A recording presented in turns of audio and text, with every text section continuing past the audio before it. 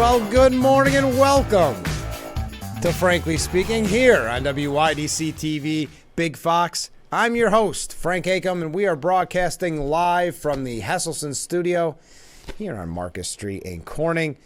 And what a night. Let's start with comments before we get into the nitty-gritty of it all. Last night, and I appreciate everybody texting in, you see the number on the bottom of your screen, throughout the debate. And I've got to say, I can't read all of them. We received so many comments, and I can't thank you enough, but I picked out a few. First off, my takeaway, I felt sorry for Biden and proud of President Trump's words and his composure. I think the composure part's very, very interesting. How many times were you watching and waiting for Trump? And now this sounds cliche, though I do want to say I think we started on Frankly Speaking, but that's okay. The rally Trump, where you thought he may go into, well, let's not even call it rally Trump. When he was debating the 16 Republicans back in 2016, I thought maybe he'd go into that mode. I don't think he needed to last night. And I don't say this lightly. I wanted to tell a story. We'll go to the comments, but I want to tell a story that it reminded me of here in just a little bit. Another comment, I think CNN did a good job. I was pleasantly surprised by the questions. I think there were a few times, like we had said on this program, where, especially early on, where they were cutting away from the two shot of both of them, or not really showing Biden because I don't know, I think a lot of people, because of the entertainment value, focus on Trump. I was trying to watch Biden in those moments when he wasn't speaking, and I'm sure you had opportunities to do that as well. And that was maybe the most troubling aspect of it, kind of the staring down at the notes or the staring off into the non-audience. That was unsettling. Next comment from a viewer. Overall, Biden felt robotic and out of touch. President Biden was on point and articulate. I feel he won. Here's another part to that about Trump being on point. Have you noticed age was never really an issue in this race until Biden really started showing his age. And that is when they started focusing on Trump and mentioning his age in every article. That became a point last night that they're both old. This is unfortunate that these are our only options. I would say after watching last night, and I'd love to hear your opinion on this, did you feel that Trump is anywhere near the same age as Biden? Did you feel any of Trump's responses were troubling because of his age? I think Trump's style, I didn't see anything different from 2016, 2020. Yes, he was a little more calm, which I think this debate called for. As a matter of fact, I think we talked about this yesterday. If Trump would have been more forceful, it would have been the scenario that Hur talked about in his report, that people would have felt sorry for Biden, would have had empathy for Biden. So Trump, knowing, and it goes back to that comment we had on yesterday's program by Robert F. Kennedy Jr., that Trump may be one of the greatest debaters of all time because he knows when to turn it on and when to turn it off, with the only argument being the first debate of 2020, where he was too aggressive.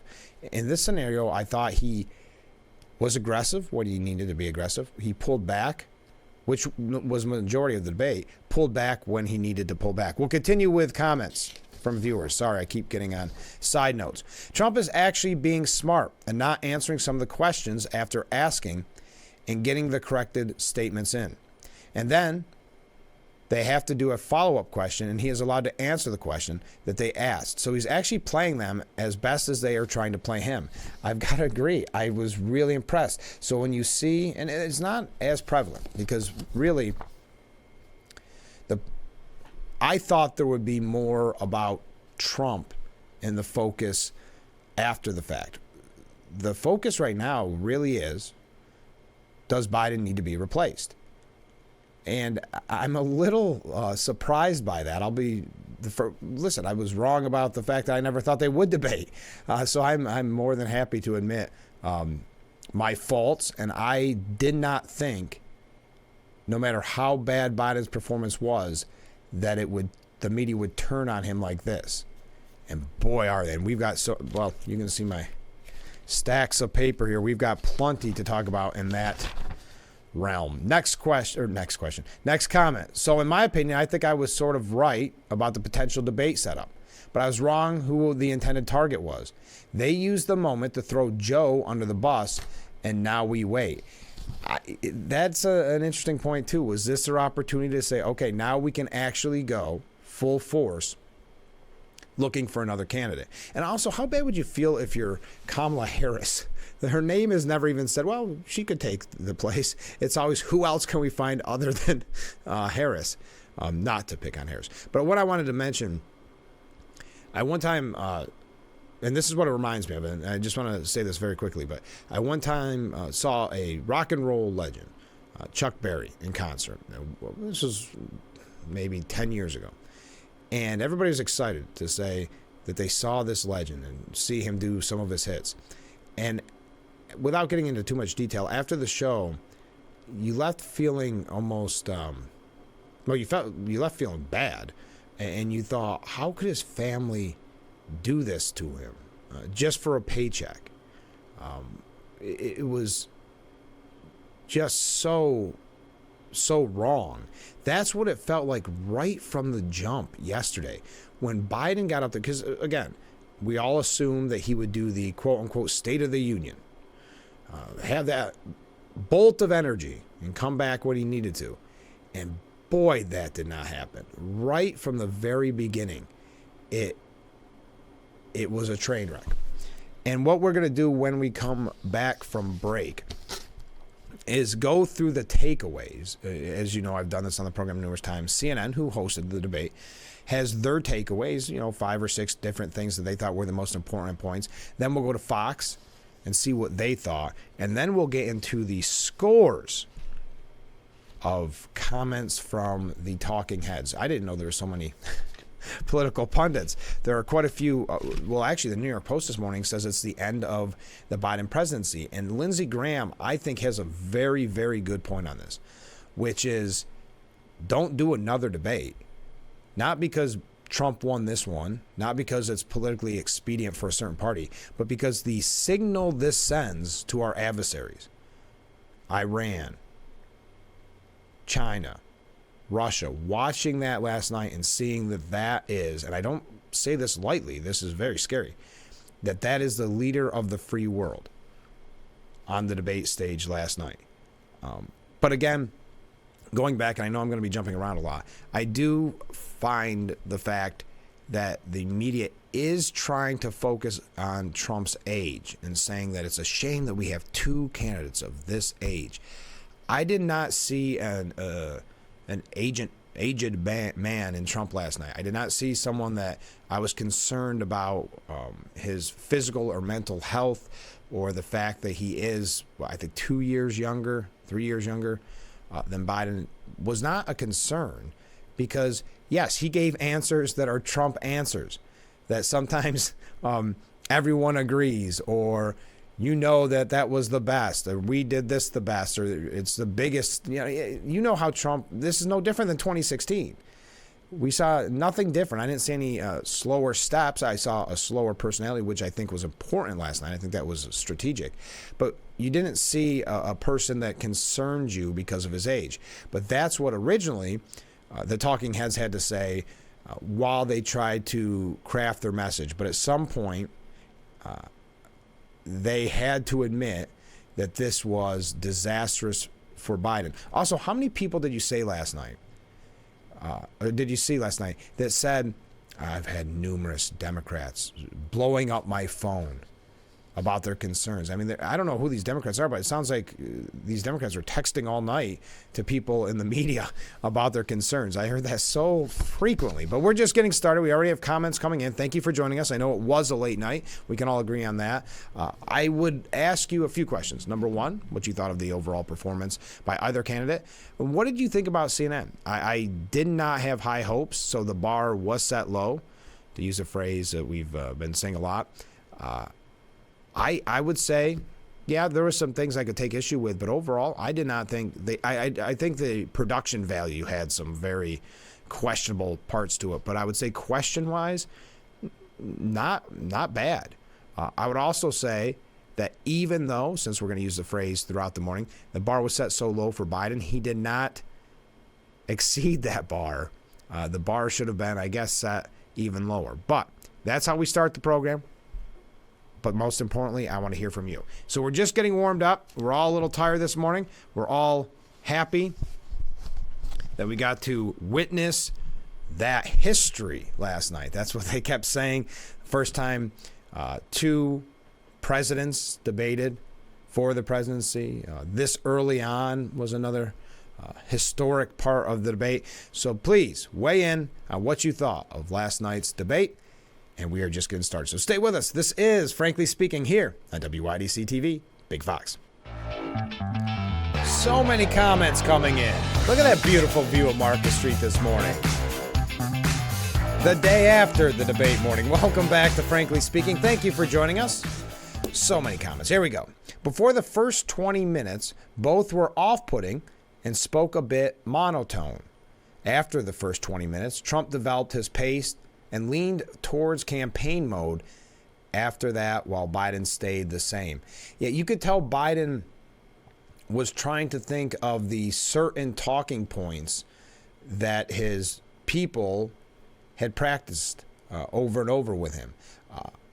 Also, were you surprised that the threat to democracy didn't come up more? There were numerous times where they kind of threw him a softball to knock it out of the park on the democracy issue, and he went back to Medicaid. Something about that Medicaid, because you remember at the very beginning when he had that very disastrous statement where at the end he said, we beat Medicaid, and it just went. Also, I want to ask, what did you think of the time in cutting the mics? It didn't turn out as awkward as I thought it would, but I did find it very unsettling when something would come up to Biden. You could tell he had kind of lost his train of thought or didn't really want to go on with that topic or whatever. And they would go, okay, Mr. President, you have 48 more seconds. So then they change it to, Mr. President, you have 60 seconds. So I'll ask you this. That did happen, in full disclosure, of course, to Trump once or twice. But that was an interesting part of that debate. Next comment from a viewer. I'm so glad Trump showed respect for the office like I had hoped, and also kept his New York bully inside. Yeah, I thought it was a very good move to not take the bait. The bait was there, and for him to step back on times and just looks, that was another thing, look straight at the camera. Not looking, because when Biden was looking down, when Biden was looking off into the non-audience, let's just say not a good look. Next comment from a viewer. Hey, point one, point two. Yeah, that was a weird part with Biden as well. I will pause. Never mind. You're done, Biden. Yeah, a lot of people, to this viewer's point, he continued that it's time to drop out. He did lie about the border patrol endorsing him. I don't know if it was a lie. I don't know what that was. That was a really awkward point. Another comment, CNN moderators were fair. I think so as well. I did not expect that. And a lot of people mentioning this, that Trump saying that he won the 2 club championships, he's still in great shape and a great golfer. What I liked about that exchange was that, and I'm paraphrasing, and I was trying to look it up during break, exactly what he said, but saying to Biden, hey, let's not act like kids. Let's be adults. Taking that high road of, I'm not going to attack, and I'm going to basically blame you for playing kids games. that kind of back and forth. I thought that was really interesting as well. So let's look at the takeaways from CNN. CNN, of course, who held the debate, and we're not going to go into too much of the substance. But Biden was hoarse and displaying little vocal range, was often unable to express his differences with Trump with clarity. At one point, after Biden had trailed off as he defended his record on border security, Trump said, and I quote, "I really don't know what he said at the end of the sentence. I don't think he knows what he said either." Trump, meanwhile, at times, repeated his frequent election denialism. Well, that was, as predicted on this program, was going to be a major part of that debate. When they kept bringing up January 6th and will you accept the results of this election? Do you recall, though, this came up in 2016 with Hillary Clinton. That was something they kept pushing in 2016, and he gave essentially the same answer as he did last night. But who was it at the end of the day when the smoke cleared? Who was it that was denying the results of the election? It was Hillary Clinton. And Hillary Clinton still does, just if you recall. But anyway, Biden trying to goad Trump into overreacting was interesting when he said, "You're a whiner and you lost the first time." And he brought up the whiner thing a couple of times. But I haven't even started on the takeaways. My apologies, excuse me. Biden's age problem just got a lot worse. That's takeaway number one from CNN. The most important job for Biden was to put to rest voters' concerns about his biggest vulnerability, his age, and turn the election into a referendum on Trump. He failed to do so. Biden was hoarse and at times unintelligible. Words often ran together. He stumbled, particularly when he tried to cite statistics and legislation. Also, I would say sometimes, he could maybe have the pacing and the cadence, but if you really listen to what he said, the sentence itself was nonsensical. The next takeaway from CNN, Trump pulls some of his punches on Biden. For a candidate who attacks Biden on his age, Trump was fairly restrained, and I think that was a great move. About 20 minutes into the debate, Trump followed a Biden remark with a quick snipe, saying, "I really don't know what he said at the end of the sentence. I don't think he does either." It was the exception that proved the rule, and history suggests it was kind of a self or campaign-imposed rule last night for Trump to not be seen as taunting or mocking. Yeah, and I think that was a brilliant move because, again, going back to the Her report, if he would have been too aggressive, it would have created that empathy and that sadness for Biden, which I think the sadness was already there, but it wasn't exasperated by Trump. It wasn't even really focused on at all by Trump. It was just the optics of watching that right from the very beginning. I thought, well, the opening statement or those opening back and forth, he's just getting his sea legs, meaning Biden, just getting his sea legs, but he'll turn around. There was moments where it was fine, but those moments out of an hour and a half were few and far between. I would say maybe total, 5% of his speaking time was where you could actually say, oh, that looks like the Biden of old. Anyway, and I would like to ask you, when you were watching the split screen, side-by-side screen, were you watching Trump or were you watching Biden? Because most people, I think, gravitate towards watching Trump because of entertainment value.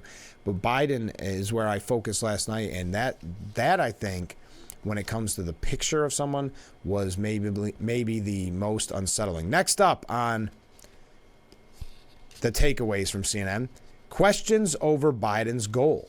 Beside Biden's physical shortcomings, a voice that failed him, a diminished appearance, and a split-screen face that was widely shared online, it wasn't readily clear after 90 minutes what objectives he entered the evening hoping to achieve.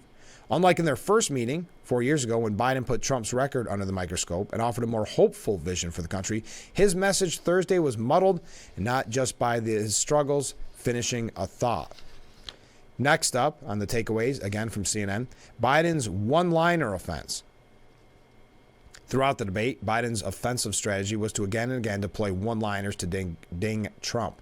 I think, and this is not said in any kind of way of jest, or I don't say this lightly. I think the one-liners were done just because it was so much easier on Biden. Because when he had to go on for length is when he struggled the most.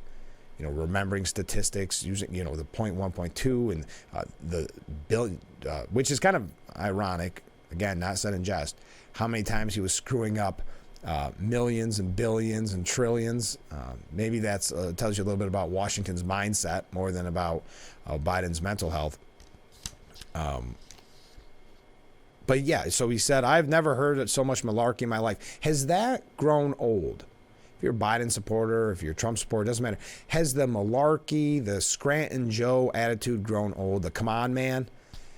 I think that was kind of a fallback as well when he was struggling. So yeah, I just think the one-liners were out of necessity. The stark differences in addressing January 6th, put simply, Biden was eager to address it, heads on.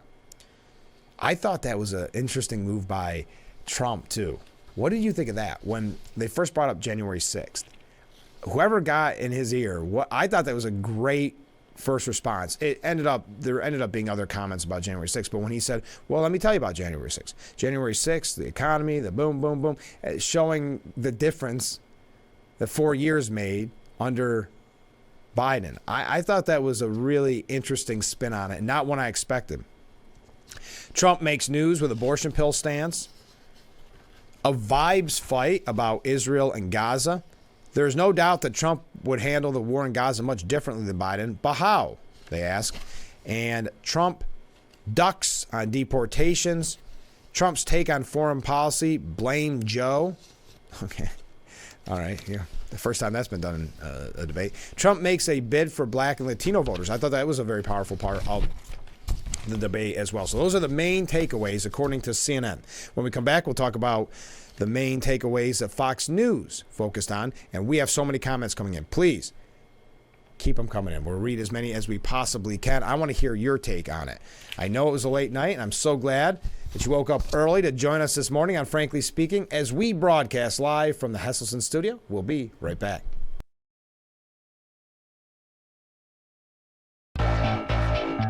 And we are back with Frankly Speaking. Thank you so much for joining us this morning as we broadcast live from the Hesselson's studio here on Market Street. Let's get back to viewers' comments. First up, I think the two of them playing golf would get better ratings than their debate. I guess I would definitely watch that. That was a kind of a weird part. But I do like how Trump switched it around and said, let's not be childish here, Joe. Taking the high road. I thought that was a pretty cool move from someone who notoriously does not do that. Next up, from a different viewer, of course, I was impressed with Trump's performance and actually thought CNN did a pretty good job. Not near as attacking on Trump as thought it might be. I believe Biden's handlers wanted this debate to put another nail in Biden's coffin so they can replace him. Here's the thing. You're at Camp David for, a week and a half. They're going through this. They're practicing this. When did they realize that they should have backed out? And to this viewer's point, did they realize, well, maybe now this gives us an opportunity. If he does this poorly, it gives us an opportunity to replace him? And that ties into this point that Ken makes, viewer Ken from Horseheads. I think the Dems have been divided on how to proceed. One side has wanted to keep Biden as the presidential puppet and continue to push the liberal agenda. The other side has wanted to dump Biden, blame him for the mess he created as president, and install another puppet to continue the liberal agenda. While I think it's possible that it could be Gavin, meaning Gavin Newsom, I don't think he is controllable as Michelle Obama would be. With Barack seemingly one of the Democrats behind the scenes controlling Biden, he would love to have Michelle do his bidding. This would give him a bigger edge on other handlers. The debate was a test bed for which way the Democrats need to go, and Biden's last chance to prove he was up to the job, which he failed to do. It seems clear that they will be making a change at the convention. Unfortunately, I don't think the candidate change will be beneficial to conservatives due to the short amount of time to vet one of the above-mentioned candidates and the Dems' expertise in skirting election laws. Thanks, Ken. I think... And David Axelrod, not to suggest in any way, shape, or form you are making the same point as David Axelrod, not at all. But David Axelrod made the point that if Biden is replaced, it is hurtful, it'll harm Republicans, it'll be your worst nightmare kind of scenario. I think, especially Michelle Obama, we've talked about this in the past. We talked about it at length with former Congressman Joe Semplinsky. If it's Michelle Obama, she has no record to run on. So that makes it very difficult. That was a very, very much a positive for Trump. He had no record to run on back in 2016. So that makes it more difficult in the political realm to attack. I don't know. I've heard it said over and over that Michelle Obama doesn't like politics. It'll never be Michelle Obama. I don't know. I do think that is a real threat to Trump. I don't think Gavin Newsom is quite as much of a threat, but the media has done a very good job about bringing up the age now that it's been an issue with Biden to try to attack Trump. So they'll start to say, well, look, we've got young blood here. Let's get rid of old Trump. I don't know. I would tend to agree with you, Ken, that I don't think it helps the case. Not enough time to vet, not enough talking points yet.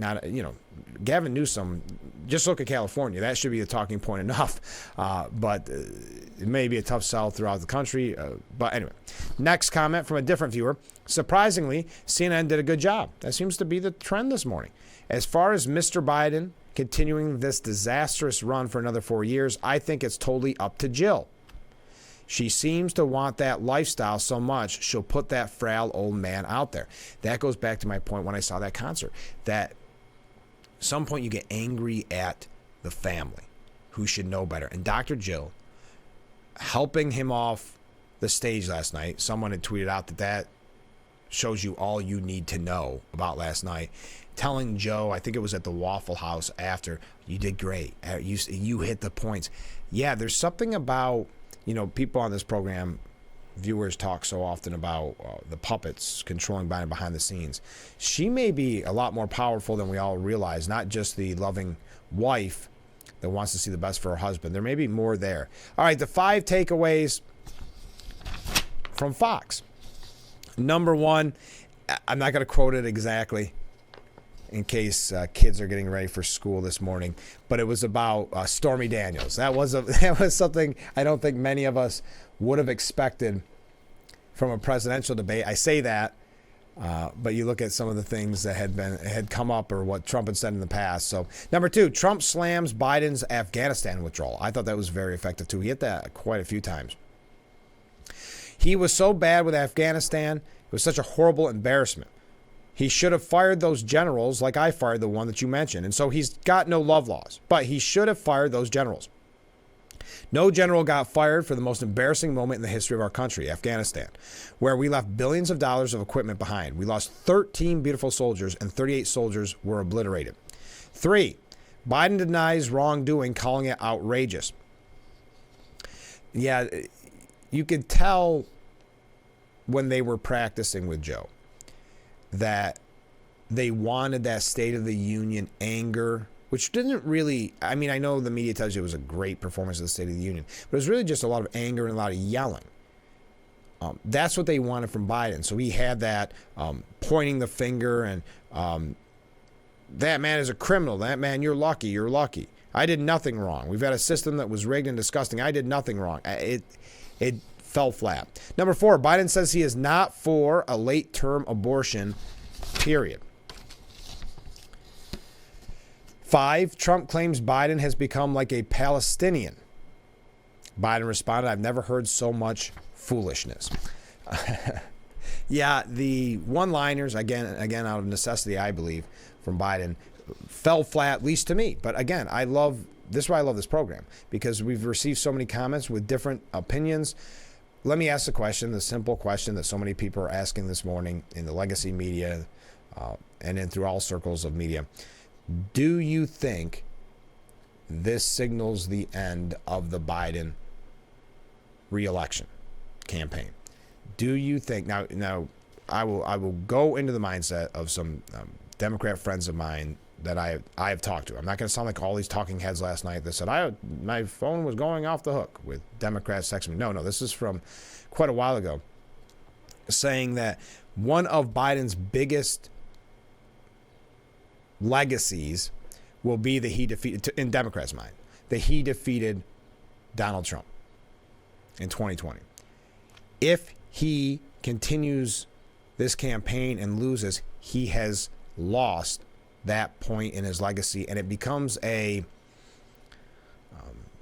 how do I want to word this without sounding disrespectful, because I don't mean to be disrespectful, but it becomes a Ruth Bader Ginsburg scenario where she's a hero, she's a pop culture icon. There's the posters and the magnets and all those little souvenirs. She's a hero. Then when she passes away and Trump gets to replace her with a conservative justice, then there became the talks of what happened, why did she stay so long, why did she do this to us, and it tarnished her legacy. That's what we could see with, and again, this is talking as a Democrat might talk or think, that this could really end up hurting what legacy Biden has. So again, do you think this signals the end of the Biden re-election? We're going to go through some talking points from so many different groups. Also, I'd ask, do you agree with Lindsey Graham that there should not be another debate, not for political reasons, but for the fact of world leaders saw what our leader, what our president looked like last night? And that was a clear signal that we are weakened, that we are vulnerable in some way. Do you agree with that statement? And again, I'm paraphrasing, of course, but all those questions and anything you'd like to bring up, stay with us. We'll be right back with Frankly Speaking here on WYDC TV, Big Fox.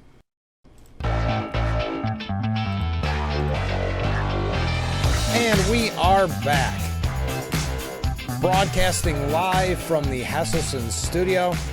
You're watching Frankly Speaking, the morning after the great debate. Comment from a viewer. Mainstream media is kicking the tires so much on Biden bowing out.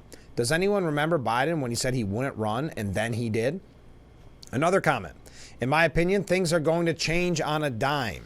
Probably they will choose Gavin Newsom. Gavin Newsom seems the most prepared. Now, yesterday, after he was in the spin room, which is the Biden spin room, the way I understand it, cleared out very, very quickly. Biden's surrogates left the CNN spin room, quote, abandoned, while Trump team answered all questions. But Gavin Newsom saying, we've all had one of those nights, and the talking about this panic over Biden was unhelpful to democracy.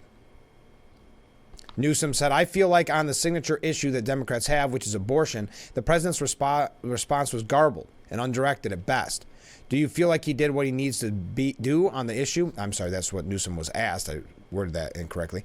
I think it's significantly insignificant because the American people have made up their minds. They don't support the policies of Donald Trump. Blah, blah, blah. You go through the whole talking points. And they asked him at one point, he said, I would never turn my back on Biden. So I think Gavin Newsom is the best prepared to step right in because he has been essentially running a shadow presidential campaign. So perhaps you are right with, as this viewer says, maybe Michelle as his running mate VP or the other way around. Again, I don't mean to keep bringing this up, but if you're Kamala Harris, at one point do you start to really take offense over this? Her name is not even in the mix. She's been vice president 3.5 years. She technically ran for president. She never made it to the primary vote. But at what point do you say, hey, what am I, chopped liver over here? Poor Kamala. Did you feel that Joe Biden had maybe his deplorables moment last night when he was asked about, and I thought, again, to CNN's credit, Jake Tapper specifically, when he said the tens of millions of Americans who are likely to vote for President Trump will be voting against American democracy. Is that what you mean? And Biden responded, yes. So if you are supporting Trump, you are voting against democracy. Biden continued, the more they know about what he's done, yes. Then he suggested that this lawfare that brought so many people over to Trump, the weaponization of the judicial system, there was going to be more of it. And that's one thing let me finish. Biden said there's a lot more coming. Trump's got a lot of cases down the road coming down. He's got a whole range of issues he has to face. I don't know what the juries will do, but I do know he has a real problem. Yes, I wish more would have been brought up by Trump about the weaponization of the judicial system. I thought he did a good job with it. I think that's just a powerful message. But again, I thought he did a fine job with it. It just, I thought there was a few times where, I don't know, you just want him to go even further. And I'm glad Hunter came up in the kind of the perfect amount. It got under Biden's skin. You could tell it. You could tell that, but it wasn't over the top. I didn't think, even though they tried to goad him into it, I don't think that Trump brought up the election results too much. I don't think that became a major focus. I think his response, at least initially to January 6th, was very, what's the word I want to, what I want to say is, it hit home where it's, well, no, let's look at January 6th. The economy was better. Blah, blah. I thought that was very good as well. But they kept trying to get him into saying he'd accept the election results. You had to expect that. Donald Trump ripped Joe Biden's debate mumbles. We know that. Really don't know what he said. I thought that was the right amount as well. That Trump saying that one line, I was glad that he did not go all in on it. I know I keep saying it this morning. I just didn't want it to be a her scenario where they said that people would start to feel like they were attacking their grandfather. I will say it was kind of laughable. This came up really early on in the discussions that it was a bad performance by Biden. Okay. So after the debate, one of his surrogates, Representative Robert Garcia, blamed the performance on a cold Biden had. That was pretty, that was an interesting one. I mean, look, I think it's already been reported that the president had a cold. I mean, I think I'd rather have a president at night to have a minor cold to actually having someone that lies all night. That's a surrogate I might take off the the list to call in the future, because that actually came off more pathetic. Also, we got so many comments coming in, but Jen Psaki, former press secretary, now MSNBC host, wants to see a lot more of Harris right now. So she is maybe thinking that there's a potential for Kamala Harris. They should have her out on every morning show tomorrow, early on. Not because it was warranted. She was not confident in her own ability to do an interview like she just did, meaning the interview that she gave with, I can't remember who it was, but we'll talk about that interview in a moment. The chatter is very distracting, and it's going to be very consuming for this campaign, meaning Biden's performance. Should he be replaced? They're going to be answering that question instead of breaking through on attacking Trump. Again, kind of a self-inflicted wound, of course. Biden calling for this debate early on. I heard a good point yesterday, and I think it was Karl Rove who made it. Karl Rove saying the problem with this being so early, they may see this as a positive from the Biden camp, but and this is before the debate, if he has a bad performance, or either candidate, if they had a bad performance, that's a long time to go to the next debate, which I think is September 10th. There's a lot of time to have to talk about this, to try to hope it fades away. So not necessarily a positive for whoever performed poorly. And we saw who it is being suggested performed poorly. Do you think that Biden will be replaced? If so, who will replace him? It's fine to say you don't think he'll be replaced. I would tend to think it would be a long shot to have him replaced. That's what my thoughts were before last night.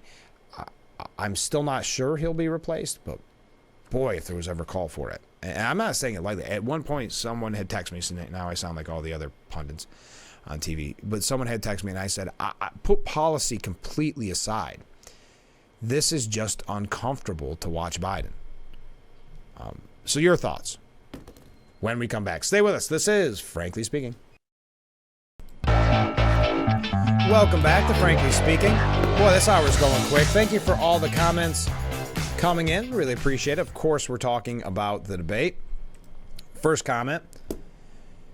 If it ends up being Gavin, the Democrats will offer Kamala backing to run for governor in California in 2026. That's a very good point.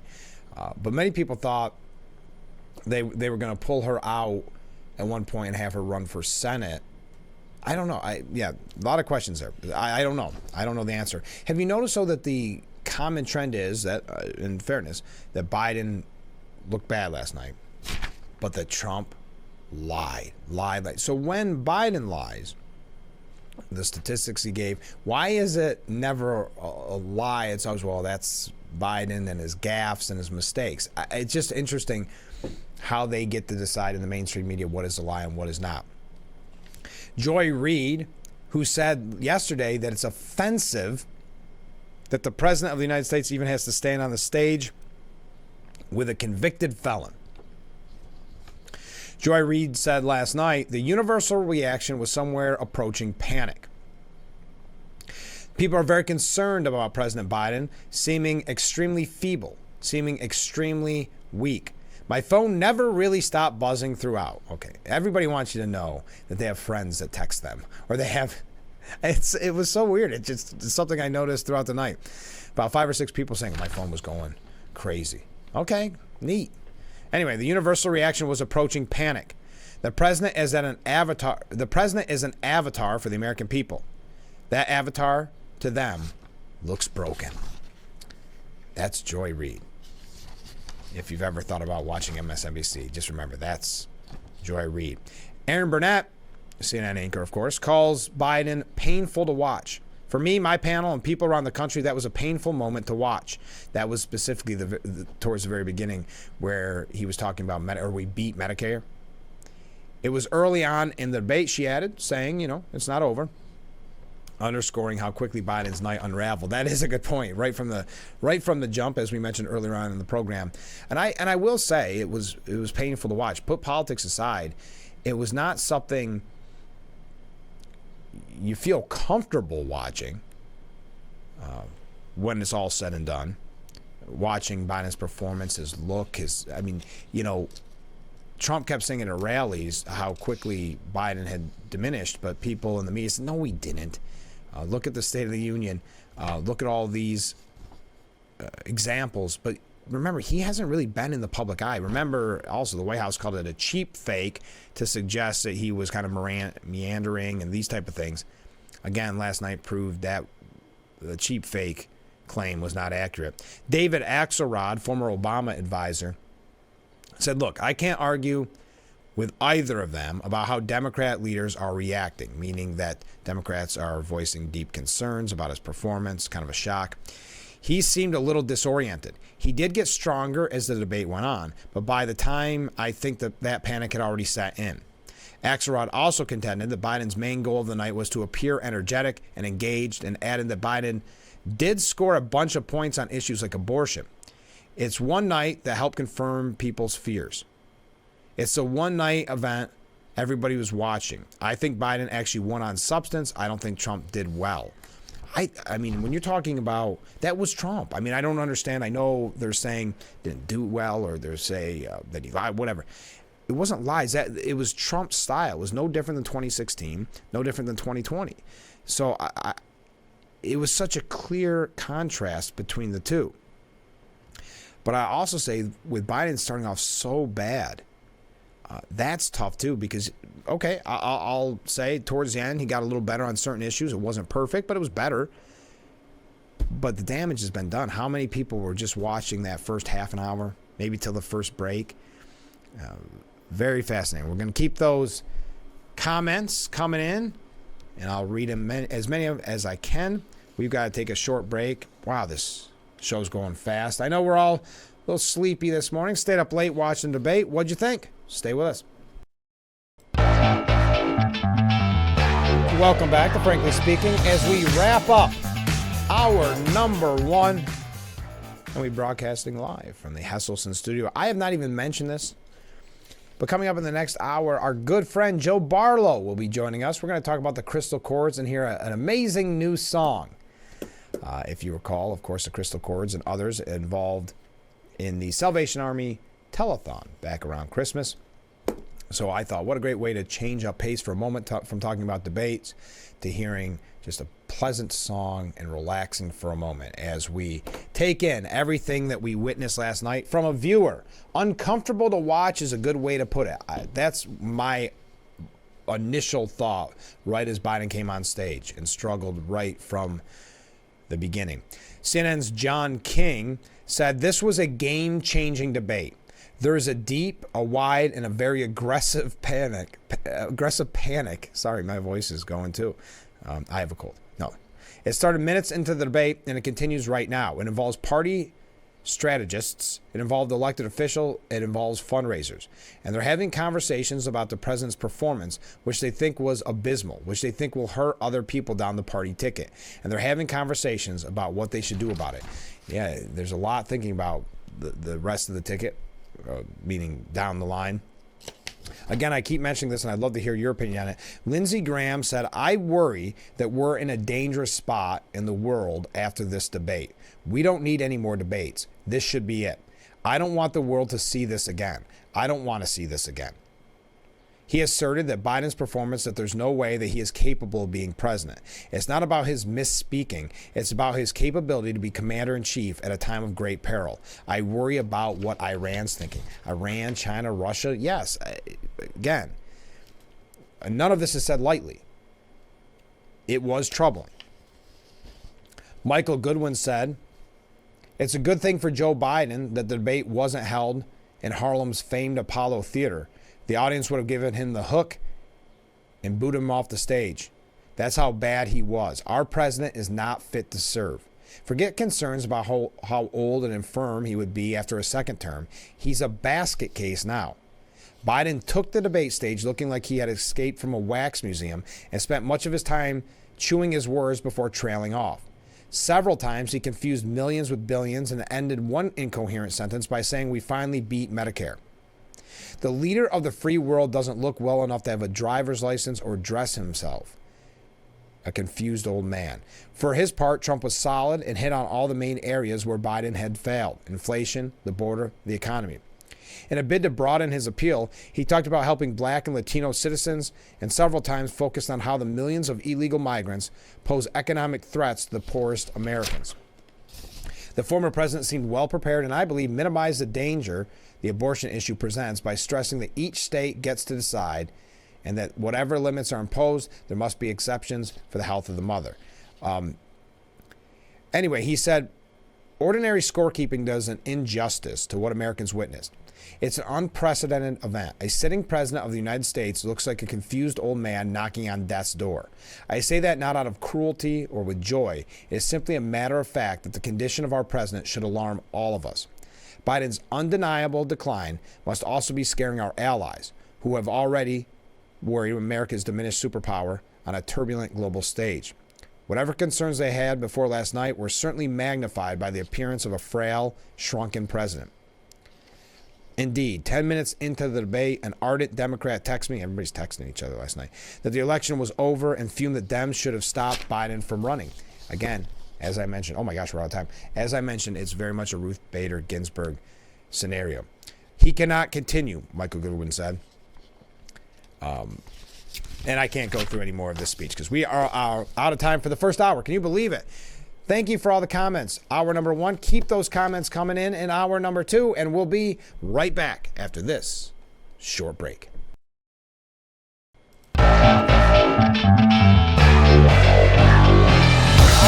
number 2, frankly speaking, here on WYUC TV Big Box. I'm your host, Frank Acom. Thank you so much for joining us as we talk. Of course, we're talking about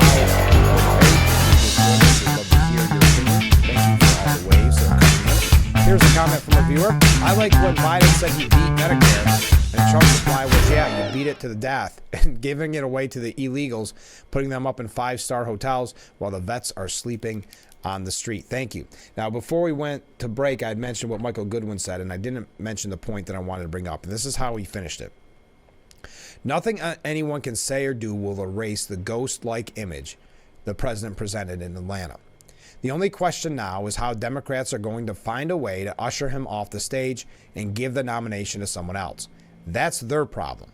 The problem for the rest of us is that Biden will likely remain as president until January. Now that every despot in the world has seen how serious his condition is, what happens between now and then? And the Post editorial board says we just witnessed the end of Joe Biden's presidency. Would you agree with that? Where do you see the Democratic National Convention? A few short months. Where do you see that headed? There are too many mainstream media outlets. There are too many talking heads that are calling for at least consideration for a new candidate. I had read a piece this morning, and I thought it was a good point. A lot of it depends on what, in the next 48 hours, 72 hours, what is said by a Barack Obama or a Nancy Pelosi or some of the bigger names in the Democrat Party. But we'll continue. Millions just witnessed the end of a presidency live on television. Joe Biden's performance during the debate was embarrassing. Whenever CNN put him up on the split screen, he had a 1,000-yard stare. Yeah, I tried to focus on that because that was unsettling. And that's why I think there was numerous times where I've said I think the questions were fair enough. There was a couple things you could take issue with the questions and the timing scenario. That's fine. The production value, not as much, because I thought that was when they tried to cut away from Biden as much as they could. He didn't look old, they said at the New York Post, meaning Biden. He looked ancient. He looked empty. But at least he wasn't speaking. Because when it was time to answer, Biden was incoherent. He said he beat Medicaid. Asked about abortion, he randomly started talking about migrant crime. Yeah, that's a great point. I'm glad they mentioned that. I forgot about that. I think there was times where, and this is why Trump showed so much restraint. Because there was times where I thought, this is where Trump goes after the age, he really just that one line, which I thought was perfectly timed, perfectly placed by Trump, saying, I don't know what he's saying. I don't think he knows what he's saying. If he would have went to that well too many times, you would have had a scenario where people got the empathy, got the sadness for Biden, which I think is still there, but it's not being blamed on Trump. It's not, well, Trump was just picking on him. It wasn't that. The only one that brought up that empathy and that sadness for Biden was Biden and really his family, to see him like that. Again, please feel free to comment if you disagree with this. At one point, Biden just froze.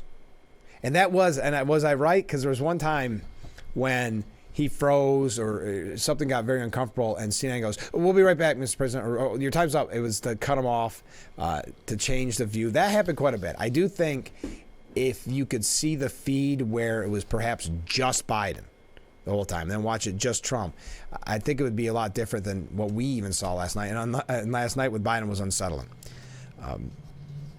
The administration can't say this one is a cheap fake. Everyone saw it happen. The sound you heard last night was Democratic operatives everywhere screaming at their television. Biden can't survive this. It is political malpractice to let him continue. It's a national malpractice to let him continue.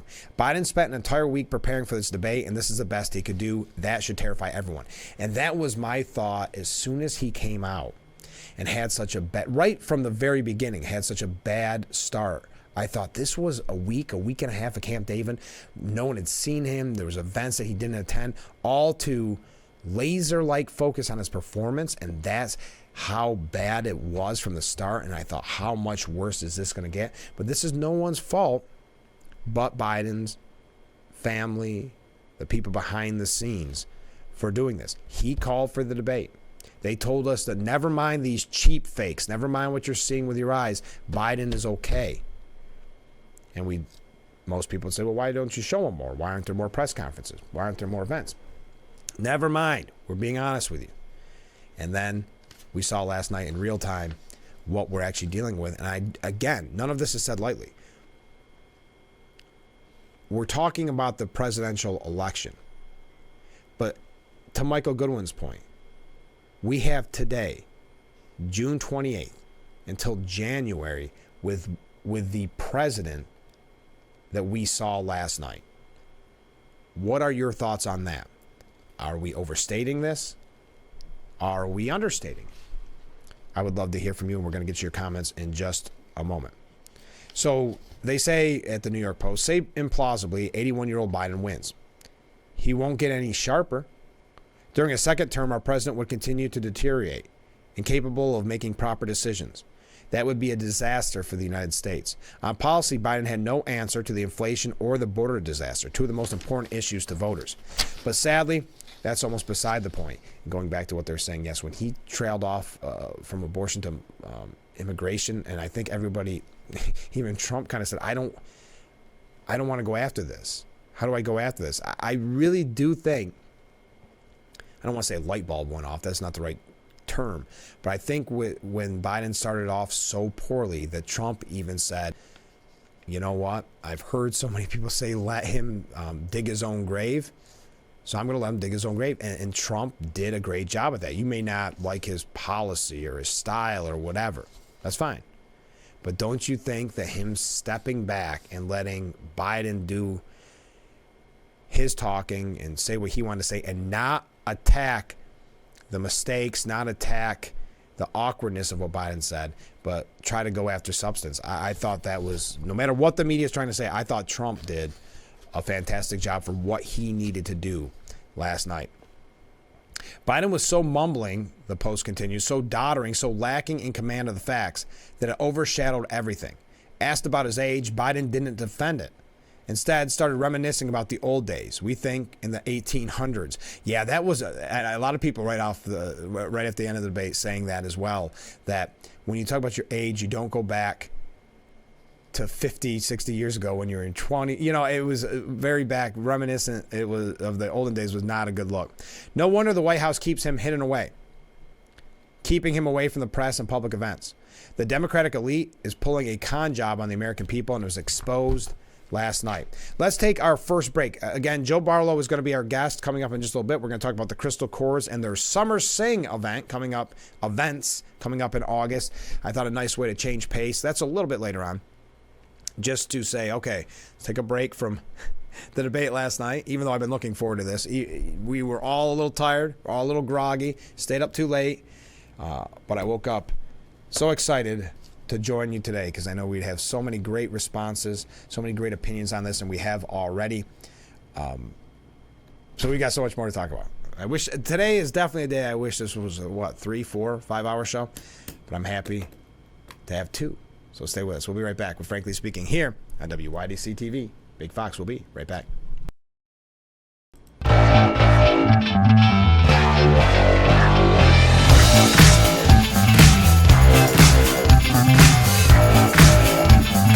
And we are back with Frankly Speaking here on WYDC TV, Big Fox. I'm your host, Frank Aiken. We're broadcasting live from the Hesselson studio here on Market Street in Corning. Let's get to viewer comments. I know we had our music run long on the last break. I think we should be good, and I appreciate that comment. That's our first comment. How's that? Next comment from a viewer. The way we can determine who won or lost the debate is to watch the 3 major networks take on the debate. If they focus on it heavily, then we should listen to see who they praise and who they put down. We all know how the 3 networks will show their bias towards the Democrat Party. Thank you. Next comment. It looks pretty clear that the Democrats will soon be throwing Biden under the bus, but I'm curious if they'll try to let Harris be the first woman president for a month or 2. I thought that was a good point. I think if they are saddled with making Harris the candidate, which I don't think that would be the case, they would have Biden drop out of being president, resign, to give Harris the kind of the incumbency aspect to it. So that's an interesting point. Is that how bad to you, whoever, I'm not talking to this viewer specifically, any viewer, was that how bad that performance was last night by Biden, that you're thinking that there could even be a replacement within the next few months as compared to just for the election? Anyway, that's a really good point. Next comment. Frank, the legacy media, and in my opinion, to a lesser extent, the conservative media, have a foolproof method of determining if someone is lying. They see their lips moving. Well, I don't think that the pundits actually believe what they are saying about the other side. The sheeple listening do believe what they say. Here's an interesting one. Heck with how he looked and acted. He has ruined this country with his or Obama's policies. Thank you. And finally, the media has been playing over and over again Biden's fine when the reality is the emperor has no clothes. I would agree. That goes to show you how much the media lies to us, as if you didn't already know.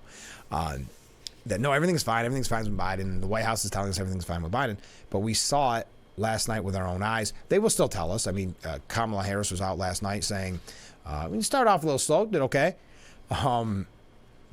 Others, Gavin Newsom, saying, hey, we've all had a bad night.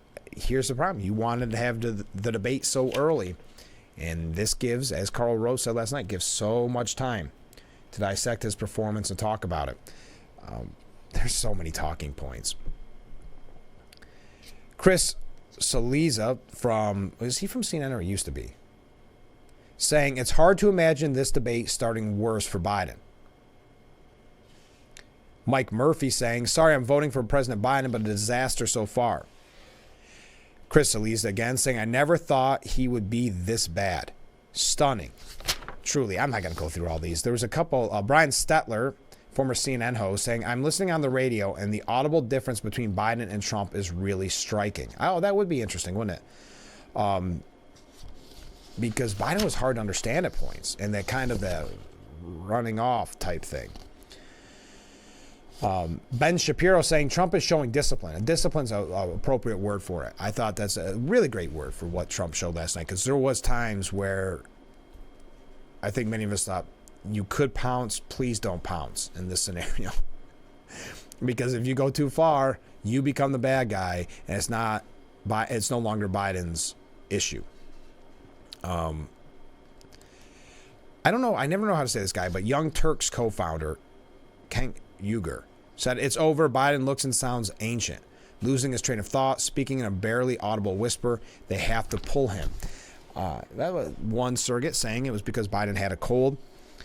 David Plouffe, an ex-Obama aide or senior advisor, said it was kind of DEFCON 1 moment.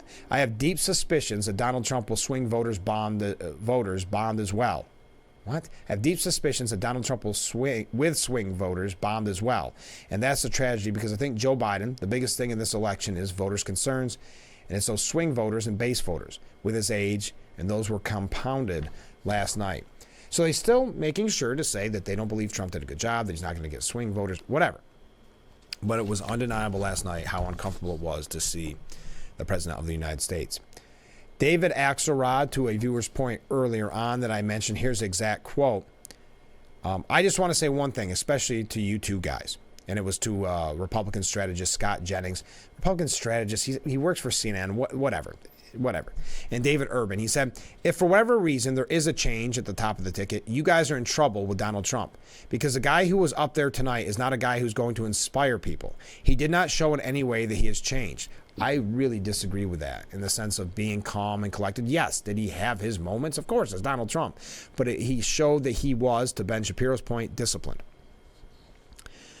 Jennings replied by saying that Trump won several policy exchanges tonight, but agreed with Axelrod's critique on Trump's lack of optimism.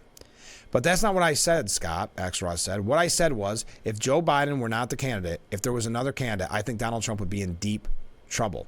That's an important point from David Axelrod, because what he's already saying to those listening is, you know what? If Joe Biden wasn't, if it was anybody else, Donald Trump would be beaten. Wink, wink, nudge, nudge. Let's get Biden out of there. They put together, how am I doing on time? Because we've got Joe Barlow coming up in just a little bit. They put together some of their CNN contributors. I'm just going to read these quick. I find this really interesting to see what, I guess you'd say, quote unquote, the other side had to say. Though, again, and I would love to hear your take. If you're just waking up, if you're just joining us, what did you think of Jake Tapper and Dana Bash? I thought there was times where you could take issue with it. I think overall it was much better than expected. I thought they did a fine job. The questions seemed fair. Again, there were some issues with timing and a few other things, but overall, in comparison to many of the debates we've seen, a pretty impressive job. So here's some of the talking heads. Anne Marie Cox said, what broke my heart the most about Biden's performance. By the time the debate was over, the best spin Democrat Party operatives had to offer was that they knew how bad it had gone. If you were at a dinner with an older relative who behaved and spoke like Biden during this debate, mumbling into his soup and such, you would at the very least ask if they needed a nap. If it wasn't the first time it happened, you might have a quiet conversation with your siblings about what the next step should be. I imagine that is a conversation in the upper echelons of the donor class right now. It's one thing to joke that all Biden had to do with ease voters' mind was to stay somewhat alert for the duration of the debate. It's another thing to see him appear to struggle to do so. It's fair to say the debate should be judged on substance. I'd love to be judging the debate on substance, but I'm not sure how. Trump repeated falsehoods and fumed about conspiracies and made preposterous promises and untethered boasts. He was full of hot air, but the air had shape to it. Trump filled a gigantic lie balloon, and Biden just hissed out some words. When I could make out those words, they aligned with my own beliefs, so there's that. For me, the choice is still clear. I will vote for Biden if he is on the ticket because the alternative is worse. That alternative might even be fatal in any number of ways. So if you vote for Biden or for Trump, it could be fatal. But Biden didn't make that case. And I fear that his inability to make it, indeed his inability to make much of a case for himself at all, will mean that the guy who spoke vile nonsense will beat the guy who couldn't make himself heard. Sure, Michael Singleton said Trump passed the most important test. He was the competent candidate. And I also say, again, the discipline that he showed. Joe Biden did not meet expectations and may have increased concerns about his age. May have. And ability to lead for another 4 years. The visual contrast between him and Trump was stark and obvious. Trump, despite his complexities as a candidate, came across as capable, which was the exact opposite for Biden. Paul Begala said it's time for Democrats to have a serious talk. And then he goes on to brag about how many texts he got. Does anybody else find this weird, or should I just drop it? I got so many texts from Democrats telling me this is a disaster. I mean, that it was every talking head said that. Paul Begala saying these are but a few of the texts I received during the debate. Disaster, catastrophe, meltdown. He needs to get out. Ugh. And that was just in the first 15 minutes.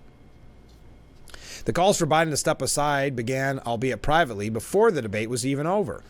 No kidding. They will crescendo in the days ahead. Most Democrats and a sizable number of independents and Republicans see Trump as a threat to democracy. They need a warrior, not a whisper. Well, Paul, you got to give Paul credit.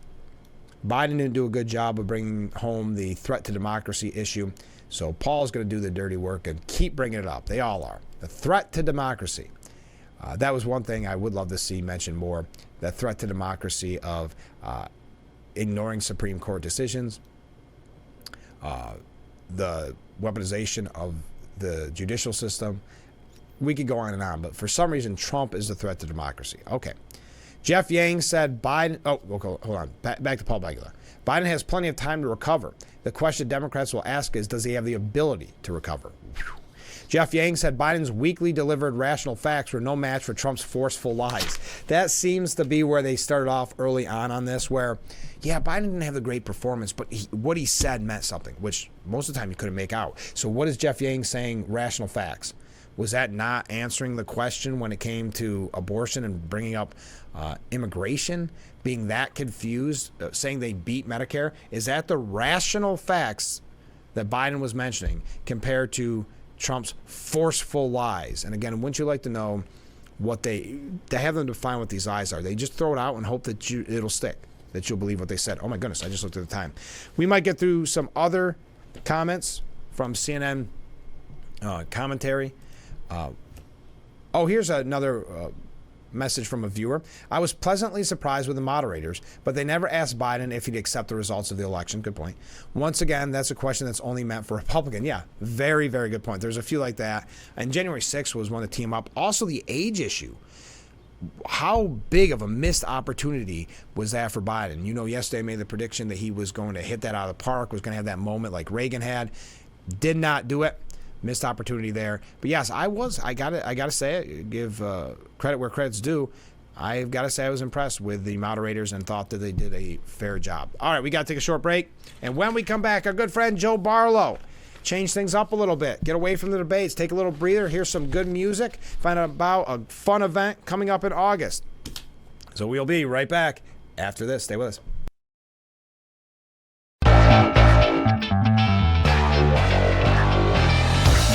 Welcome back. back to Frankly Speaking here on WYDC TV Big Fox. I'm your host, Frank Acom. We are broadcasting from the Hesselson studio, and this is the Stu Benz Senior Services Fund section of our program. And we welcome back to the program Joe. Thanks so much for being on the show. Oh, Frank, thanks for having me back. Appreciate it. Well, it's always nice when you can come because I know you're going to probably surprise us with a song at some point. Yeah, we have a song. Okay, we'll get to that in just a moment. But tell us about this upcoming event, Summer Sing.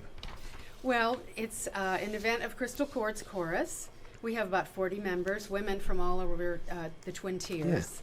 Yeah. And we just thought this year it would be fun to have just people from the community, women from the community, come and sing with us. Oh, that's a great idea. Yeah, so it's just a fun event just so that we can enjoy summer and learn another new song and just have a good time with it. And the bonding, because I know we've talked about this in the past, the friendships that come from this, and I know people that have attended meetings similar to this with the Crystal Chords, and it's just a fun time, a fun get-together. We always have a lot of fun, no matter what we're doing, whether it's singing in the community or even at our rehearsals. There's something about singing in harmony. Yeah. You know, when you sing in the car or whatever, you know how good that feels. Yeah. But then if you add another voice in, it's even better. But think about 4-part harmony, which is the way we sing. Yeah. It's just, the room fills with this wonderful, harmonious, good feeling, and it just brings some pleasure into our lives. And you know, there's a lot of stuff out there to worry about and fret about, and this is a chance for us to let all that go and just get together and sing. Isn't that wonderful? Now, for people that are interested in attending, what should they know? Does this mean they're joining your group, or is it just... No, it's just a fun event for people to come sing with us. Okay. So we're going to do it on 4 Tuesdays in August. It's called Summer Sing, and that's our regular rehearsal time down in Horseheads. So people will just come and sing along with us and learn a new song. We're going to learn the song 1,000 Years by Christina Perri, which is a lot of people's favorites. Yeah. So, oh, that'd be wonderful. yeah, it'll be fun. What level does someone have to be at? Because I'm sure for some people this would be intimidating, right? Because they only sing in their car, they sing in the shower. Right. But you're obviously a friendly group. It's nothing about, you don't have to be a pro. Yeah, absolutely. Yeah. That was me. Yeah. A singing in the car person. Yeah. I wasn't in a chorus since high school for a long decades. And when I got back in, I was thinking, well, I really can't read music. But what we have are audio learning tracks that we send out to people by email. Oh, okay. So you can learn your part just with the track, doing it over and over. And we also send out the sheet music so you can follow along with that. For me, that's the best way to learn. Everybody's different in how they learn. But you don't have to be an expert. I certainly was not. No, so this could be even your first time with a group like this, but what a great way to start off. Right? Yeah. Friendly group, get to kind of learn a song together. Oh, now who's all involved? It's just our chorus. Okay. Yeah, that's putting it on. Oh, that's a good. Where did this idea come from? Because it is unique. Well, it's our director, Donna McKay, Yeah. who's just awesome. Yeah. She came up with the idea, and we just love the idea. Other choruses in Harmony Incorporated, which is our parent organization, have done this and gotten quite a few people from the community to come sing with them. And we thought in the summertime it's a perfect time to see who we can have fun with. Yeah, exactly. What do you think makes this so much fun, at least for you? I don't want you to speak for the whole group, but what makes this so much fun for you? You know, I've always loved to listen to music. Sure. Making music wasn't something I ever thought I was going to be doing, really, again, not since high school. But it's just the joyous feeling that you get when you're singing in harmony with other women. It's just hard to explain. It's like magic. Yeah. You know, there's an alchemy that happens when you bring voices together.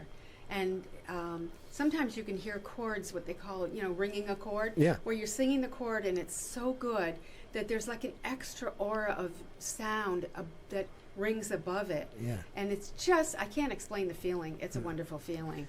Well, I know people, and I know I tell you this every time you're on the program, but I still have people stop and tell me how wonderful the songs were during the telethon at Christmas, the Salvation Army telethon. And obviously we play the songs on Christmas Day as well, just to have a little bit of different programming. And people still stop me and say how wonderful that is. I am so glad. Isn't that nice? We want to do it again this year. Our quartets Absolutely.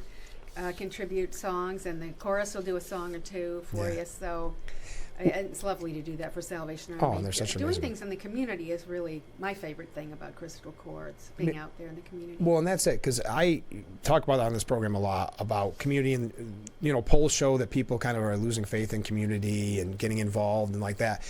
I can't think of something more community minded than what you're doing in August, which is getting together and singing. It's something very, I don't know if this is a bad word. I don't think so. Quaint. Do you know what I Yeah, mean? Just yeah. nice. Well, You know? that's the roots of Yeah. this kind of singing we do. It's really barbershop style Yeah. singing. And that started with a bunch of people just getting together Yeah. somewhere and singing, just making up the chords as they went along. Isn't that Yeah, interesting? yeah. So do you have any upcoming performances? We do, actually. Tomorrow night we're singing the national anthem at the Elmira Pioneers Oh, game how great is down that? at Dunfield. Yeah. So that's going to be a lot of fun. We love to do that. Oh, that's a big crowd too. Yeah, yeah. Oh, that's right. Have So you done it before at Dunfield? we did it last year. In fact, yeah, we had so much fun with it. And Yeah. then they won the next game, so we thought, okay, we inspired them. You're their And then good they luck won the charm. division, so That's that was right. good, too. They had to invite you back. Isn't that wonderful?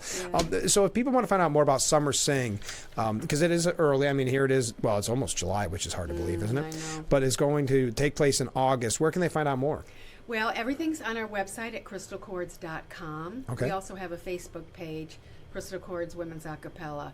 But crystalchords.com would be the simplest place to find it. All the information is there about how to sign up, because Okay. we want people to register so we can send them the audio learning tracks and the sheet music Okay. ahead of time. Well, get involved, and there's no reason to be intimidated. Take the chance, right? Right, It's going to be just go fun. for it. So, as we hinted at the beginning of the interview, you did bring a song, which is a favorite part of my show. I love when you do this. So, how about if you give us a little intro? Well, this is the Metaphor Quartet. They're wonderful. Yeah. And they're doing a favorite that was a big hit for Elvis. Oh, beautiful. All right, Joe, thanks so much for being on the show. Thanks, Frank. Sure appreciate it. All right, we'll be right back with Frankly Speaking after this song. Stay with us. A doomba doomba doomba doomba. Don't want a four-leaf clover. Don't want an old horseshoe. Baby, now I want your kiss, 'cause I just can't miss with a good luck charm like you. Come on and be my little good luck charm. You sweet delight. I want a good luck charm hanging on my arm to have, to hold tonight. Just wanna hold it tonight. No silver dollar rabbits foot hanging on a string. Because the happiness in your warm caress no rabbit's foot can bring. Come on and be my little good luck charm. You sweet delight. I want a good luck charm hanging on my arm to have, to hold tonight. Hold tonight. Come on and be my little good luck charm, my sweet delight. I need a good luck charm. You gotta know, good luck charm. Be my little good luck charm. What a sweet delight. Be my little good luck charm. To have, to hold tonight. I just wanna hold you tight, baby. Be my sweet delight. To hold. Everything will be alright tonight. Hold you tight. All night.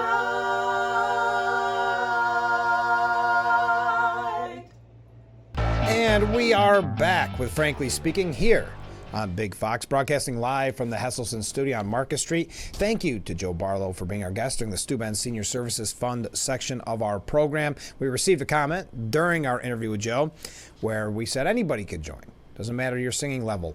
This viewer said she hasn't heard me sing. But I will continue, let me try that again. I will continue to enjoy them and look forward to the next telethon. Yeah, me too. I can't wait for the next telethon. I thought the music was fantastic. Next comment, going back to the debate. Overall, I think it went better than I expected. And of course, they hit every question I knew they would. They cut away a few times, as expected, but I was actually shocked.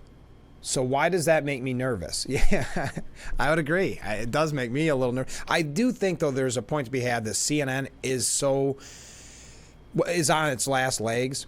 I mean, let's face it. last leg, excuse me.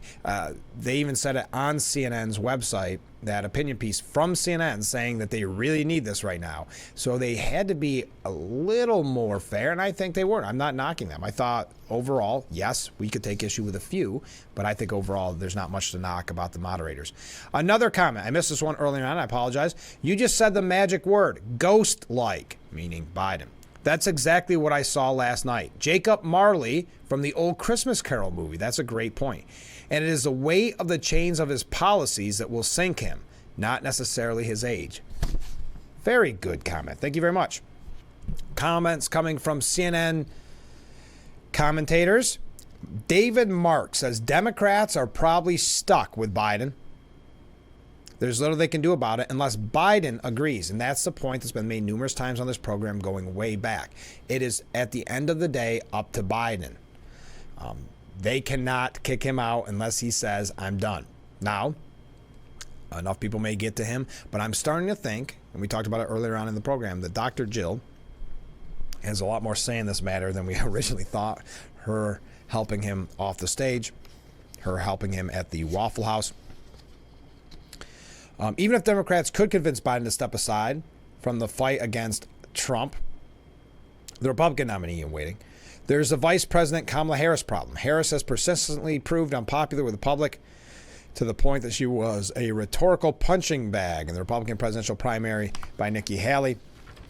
Anyway, we move forward. About the best Democrats can hope for now is the pundits were right when they pontificated before the debate. The face-off with Trump wouldn't change much about the presidential race. Jeff Duncan said Americans were right to dread a Trump-Biden rematch. Isn't it interesting how Trump gets lumped into all of this? They can't even focus on what was the elephant in the room yesterday. They had to focus on, well, Trump lied, or Trump didn't look good, or Trump's old too, you know. Trump's old too. You could keep telling us Trump's old, but I would also say, put the side by side, the screen that they showed last night, and tell me if you feel both of them are at the same capacity. Peter Bergen had to focus on an issue that he took with Trump, saying that there was no terrorism under his watch because there was right-wing domestic terrorism.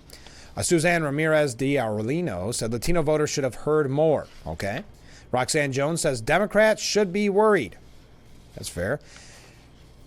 Len He Chain said Biden's big missed opportunity. Enough about CNN. Okay. The debate was a blowout for Trump, and it wasn't even close, said Joe Concha. It was the biggest train wreck of any presidential candidate ever, said Sean Hannity in the post-debate wrap-up. When he wasn't speaking, he was staring out like an empty vessel. And I know I mentioned that on the program at the very beginning. I've mentioned it a few times. That, to me, was the most unsettling or uncomfortable part. It was the split screen where normally you'd be focused on Trump because you never know what he's going to say. Always the entertainer. My eyes were glued to Joe, who was looking off into no audience. It was reminiscent of the video that we were told was a cheap fake, which we know wasn't, at the Juneteenth event. He, kind of the I don't know what you call it, slack-jawed maybe. The voice was raspy. He was coughing right from the beginning, glassy-eyed. He was looking down. Now, he was taking notes, but it didn't look that. There was times where it looked like he was almost asleep. I'm not suggesting he was. I'm not saying that. I'm just saying what the optics were. I don't need to make things sound worse than they actually were. That's completely unnecessary. This piece at the New York Post goes through some of the more glaring gaffes, if you want to call them that. I'm not going to go through all that. You saw it last night with your own eyes. But it said Democrats will now attempt to replace the current president. The problem is that they have no bench, and Donald Trump is a freight train heading back to the White House, regardless of who the opponent is. Everything changed Thursday night in Atlanta, and as things stand right now, Donald Trump will be the 47th president. That's Joe Concha. Biden's candidacy in doubt after weak, frozen debate performance against Trump, leaving many Democrats in aggressive panic. So you see the common trend of the headlines, and I can understand why the one viewer said makes them a little nervous. I did not expect, listen, that goes to show you how bad the performance was, because I did not expect this quickly. I was actually on CNN last night, and they had almost, it wasn't a Twitter feed, but that's almost what it was with their contributors, just scrolling down as real-time updates. And when I checked it for the first time and they were saying Biden was doing horrible, I thought this could be an interesting night of media coverage. Liz Peek said Trump scored some hits at the presidential debate, but Biden shocked the nation. And I think that's an appropriate way of putting it. For weeks, rumors have circulated that the first presidential debate was scheduled many weeks earlier than usual to allow Democrats time to throw Joe Biden overboard in case he flopped. There would be time, some speculated, to convince Biden to step down and for the party to coalesce around a new candidate. According to the devastated talking heads on CNN, speaking after the debate, that's where we are. Even those totally in Biden's corner had to admit the president did not appear capable of serving 4 more years, and they weren't alone. Nicholas Kristof of the New York Times, immediately afterwards in a piece titled, "President Biden, I've seen enough," wrote, "But I hope he reviews his debate performance and withdraws from the race, throwing the choice of a Democrat nominee to the convention in August." And that is an interesting point. Many people thought they went so early with the debate to give time to build that momentum. And I still think that's what it was, to say, look, Biden did so good that the momentum is going in his way. It just backfired. And now they have all this time to discuss it, time to defend him. Oh my goodness, we got to run. We'll be right back with Frankly Speaking. Stay with us. And we are back with Frankly Speaking here on WYDC TV, Big Fox. I'm your host, Frank Acom. We are broadcasting live from the Hesselson studio. Here is a comment from a viewer. "Great show today, Frank. Thank you. Right on target as usual." I really appreciate that. "Please consider running for local office." Thank you. I have. I'm a town councilman, and I'm proud of that. But thank you. Thank you for the kind words. Jill Biden helps Joe off stage after the debate. You saw that optics. As Chip Roy said, "Who is the commander-in-chief?" And tech entrepreneur Steve Kirsch saying, "Wow, you don't have to watch the debate. That says it all," with her helping him off the stage. Almost a nail in the coffin after that performance. Biden's disastrous debate pitches his re-election bid into crisis, says Stephen Collinson. If Joe Biden loses, history will record that it took just 10 minutes to destroy a presidency. It was clear a political disaster was about to unfold as soon as the 81-year-old commander-in-chief stiffly shuffled on stage to stand 8 feet from ex-President Donald Trump at what may turn into the most fateful presidential debate in history. Objectively, Biden produced the weakest performance since John F. Kennedy and Richard Nixon started the tradition of televised debates in the 60s. Then, as on Thursday, in a television studio with no audience. Minutes into the showdown, a full-blown Democratic panic was underway at the idea of heading into the election with such a diminished figure at the top of the ticket. Biden's chief debate coach, Ron Klain, famously argues that while you can lose a debate at any time, you can only win it in the first 30 minutes. By that standard, the president's showing was devastating. The tone of the evening was set well before the half hour. It was right from the beginning. It was literally from the jump, the optics, but also when Biden started talking, the staring off.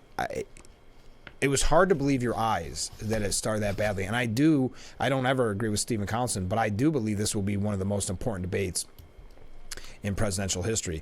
Biden's debate performance sets off alarm bells for Democrats, says CNN. Need a new nominee. Establishment media slams Biden's debate performance. Casey Hunt from CNN said the voice, open-mouth look, and visual contrast between President Biden and former President Trump all have Democrats I'm talking to nearly beside themselves watching the debate. No, never mind. I was almost going to say something about texting again. The media's out now. They're out to question Biden's re-election campaign. What does that mean? Is there someone that they have in mind? Is there someone that they want? Of course, I think their wish list would be Michelle Obama. Would they be happy with Gavin Newsom? David Axelrod believes anybody, and remember, that was a wink, wink, nudge, nudge by David Axelrod saying anybody but Biden would beat Trump. Chris Wallace on CNN said Biden can't come back. Honestly, I think the question answers itself. He wasn't capable of doing any better than he did. Yeah, that's a good point from Wallace. When you think about the fact that he spent a week practicing nonstop at Camp David and he could do no better than that it can't get better. He was incapable tonight on the biggest of stages that he saw. He, in effect, dictated. Yeah, dictated all the rules, tried to put it in his favor. And with all of that preparation, he was incapable of doing better than he was. And you can't come back from that. You can't be on a stage where tens of millions of Americans watched you and come up empty. And that's what he did tonight. Yes, and again, the rules were stacked in Biden's favor. There's no denying that. But ironically, I think the microphone rule, which I thought was going to be disastrous, just not necessarily for Trump or Biden, just I thought it was going to be very awkward.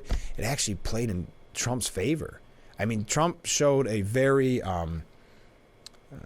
what's the word I want to use? He was very in control of himself last night, didn't go off the rails at any point. Yes, he got forceful at times, but I think without the audience there to egg him on, one way or the other, without the mic capabilities, it kept him in control. He was very disciplined, as Ben Shapiro said. And it was what was supposed to be for Biden's favor actually played, I think, in Trump's ultimate favor. We got to take one last break, and then we are going to wrap up this morning's edition. So get your last-minute comments in. I love these comments that you're sending in. All right, we'll be right back. We are back. There's something crawling on the camera there. We're broadcasting live from the Hesselson studio. Thank you so much for joining us. Biden's odds of re-election plummeted after last night. According to the betting markets, there's a kind of illegal sites that you can go to that you can buy stock in a president winning, or one of the candidates winning presidency, I should say. Biden's chances plummeted 15 points after yesterday.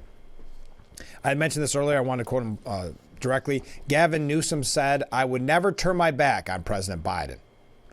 Never turn my back on President Biden. I don't know a Democrat in my party that would do so, and especially after tonight, we have his back. We run, not the 90-yard dash. We are all in. We're going to double down in the next few months. We're going to win this election." Many people believe in Gavin Newsom will be running. And there's a point that's being made by Chuck Todd, who says it depends the reaction from Obama and Pelosi in the next few days and how that will shape the race. The two Democrats I'm most intrigued to hear from are Pelosi and Barack Obama. They are arguably the two most influential Democrats not named Joe Biden right now. If they went public saying, "Thank you for your service, but it's time for new blood," I'm not sure Biden can survive as a nominee. But again, at the end of the day, you have to remember, it is up to Joe Biden. He has the final say. Now, Jill Biden, after helping him off the stage, Dr. Jill said, "Joe, you did such a great job. You answered every question. You knew all the facts." Okay, Van Jones, political commentator from CNN, Van Jones, said that was painful. "I love Joe Biden. I worked for Joe Biden. He didn't do well at all. He did not do well at all. I'll give you the analysis. You kind of have the old man versus the con man, and I can walk you through how it's supposed to see it and say it.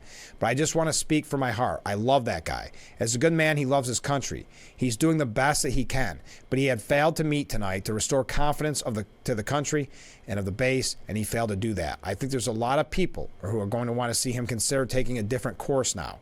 We're still far from our convention, and there is time for this party to figure out a different way forward, if he will allow us to do that. But that will not be that was not what we needed from Joe Biden, and it was painful for a lot of people. It's just not panic; it's a pain that we saw. Jeez, maybe there's a point to that. That's why they had the debate so early, to see if he was up to it. And I think last night there's a lot of questions if he is. Nicole Wallace said Biden's circle are having conversations about him dropping out. Biden was rambling and incoherent, said MSNBC's Alex Wagner, on multiple questions. But Kamala Harris, to end on a positive note for Joe Biden, it was a slow start, but it was a strong finish. Joe Biden is extraordinarily strong. People can debate on style points. I got that point that you're making about a 1.5 hour debate tonight. I'm talking about 3.5 years of performance and work that has been historic. Well, you can't complain about how much time it was. An hour and a half is fair. And also all the rules were in Biden's favor. But we are out of time for today's edition. Wow, that was a lot of fun. I wish we had a few more hours together. Thank you for all the comments. I hope that you have a fun, safe weekend. Don't forget, do I have time? I'm not going to have time. Don't forget that we'll be broadcasting the Cardboard Boat Regatta. And it starts tomorrow on YDC at 5:30 and at WJKP at 7:30. Don't miss it. Myself and Elisa Trosha will be hosting the Watkins Glen Cardboard Boat Regatta. Now I am out of time. Have a great weekend, everyone. Thanks for joining us. We'll be back Monday morning starting at 6 a.m. with Frankly Speaking here on WYDC TV. Big Fox will see you bright and early on Monday morning. I look forward to it already. Have a great weekend.